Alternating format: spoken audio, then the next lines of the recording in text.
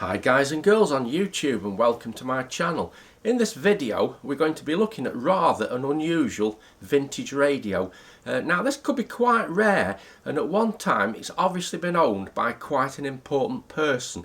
Now there's no model number on the radio, so I've had a bit of trouble identifying it. I've had it in my collection for about 4 or 5 years now, never done anything with it, so I thought we'd just take a quick look on YouTube. Now I've done some research on the internet, using the year it was made, I've actually managed to trace the radio. Now in case you're wondering how I know what year it was made, we'll come back to that in a second and the history behind it. I've also looked through some of my collection of old practical wirelesses, and I found a reference to it in there, but I'm not quite sure if what it says in the print in the wireless magazine is exactly correct. So I'm sure somebody a bit older than me might even recognise this, or might know a bit more about the history. So let's stop the camera and then we'll take a look at the radio. So first of all, this is the practical wireless I found it in. This is dated October 1955, and if we turn over, there's quite a few pages here dedicated to the 1955 Earl's Court National Radio Show. And presumably this is showing new models and things that have only just been released, new printed circuit boards that have only just been invented. So if we turn a few of these pages over, that is the radio there that we're going to be looking at. Now I'm not sure if what it says here is absolutely correct, because it says here an FM receiver of unusual design by Michael. Now that looks identical to the one I've got. But the one I've got isn't FM, it's medium wave, long wave, and it seems to be in there that there's two markings on the scale just like I've got, so I wonder if that's a printing mistake in the magazine. Yeah, okay. Right, okay, so I've just moved it over here near the window so we've got a bit more natural light coming through. Now the first thing you'll notice is it doesn't appear to have the right lead on. I would have thought when it was new this would have been brown, so obviously it's had some attention in the past, probably 30 years ago, because it's not a plug with shrouded pins on. As you can see, it's on casters, so it moves about, you can wheel it about. It's obviously meant, they call it a table radio, because there's a space on there to sit your TV on top.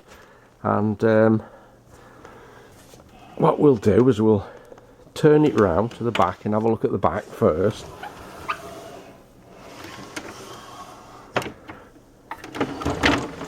Get it in the light, and as you can see there's a 3-pin round socket on there where you would plug in your vintage TV. There's a couple of vents here. These aren't actually the speaker outlet, I'll show you that in a minute. You've got some sockets on the back. They're labelled pickup for an external record player, which I guess you could even put under there. That's labelled up aerial and earth. These are just ventilation holes. Now I said earlier on in the video this was probably owned by quite an important person, and what I'm going to do is I'm going to put it up here on this bench and get it under the light a bit better, and I'll just show you what's special about this radio. Right, so that's the radio upside down. You can actually see that's the hole that cut out there for the speaker. We've got this inspection flap here that doesn't require any screws. You just bend that over and that comes off.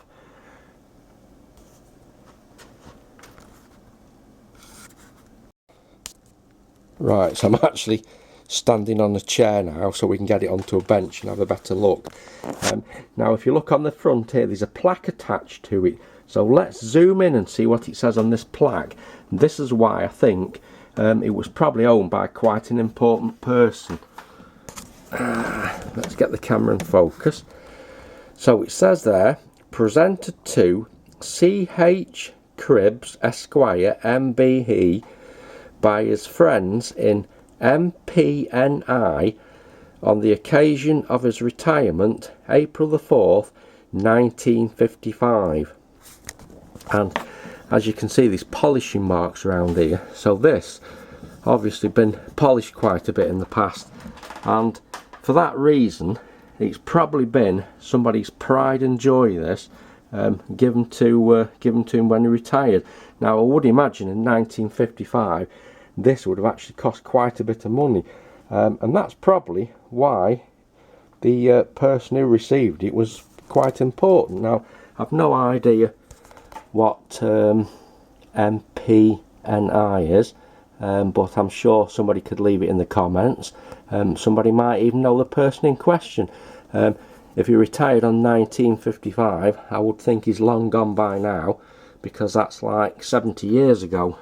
So let's move it out of here. We'll move it onto another bench and we'll take a look at the inside. Right, so that's the inspection flap off.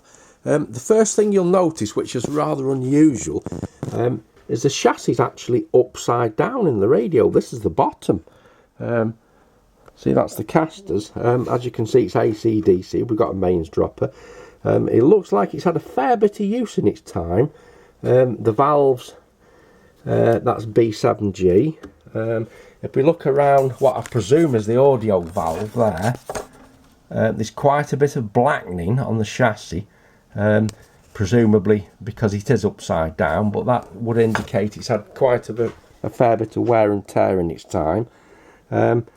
Now this top here, I've had a look. There's 4 screws. I've actually undone them.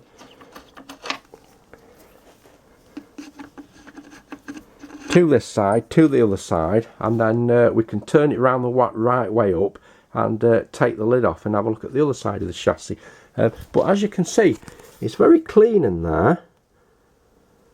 Very nice looking thing.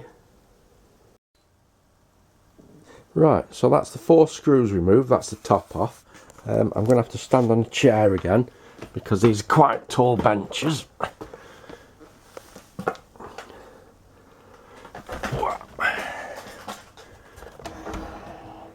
And that's the inside view. So it has had some attention because the pickup sockets on the back aren't connected to anything. The aerial and the earth, there's a banana plug disconnected, and there's also some tape wrapped round 2 wires to the speaker. So it's obviously had some attention in the past, probably not by a professional, probably by an amateur. Let's just spin it round. Now as you can see, the top, it is quite dirty. The other side was quite clean.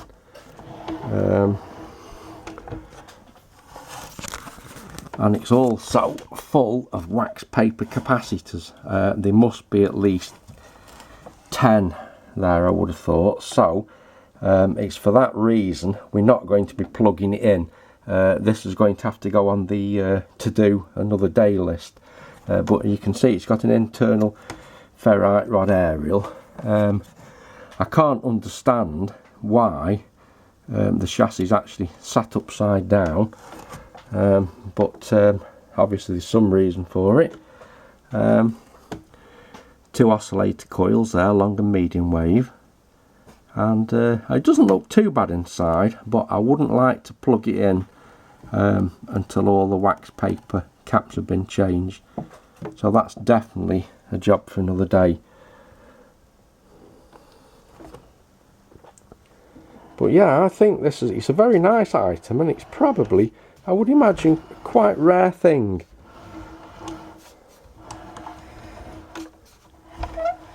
I'll have to spin it round carefully so we don't break somebody's tally doing this.